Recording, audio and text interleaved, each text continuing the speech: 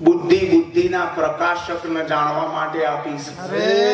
જે દિવસે તમને આ બુદ્ધિનો પ્રકાશક કોણ છે એ ગુરુ કૃપાએ સમજાઈ જશે, એ દાડે તમારા પ્રશ્નોનું સમાધાન આવી જશે.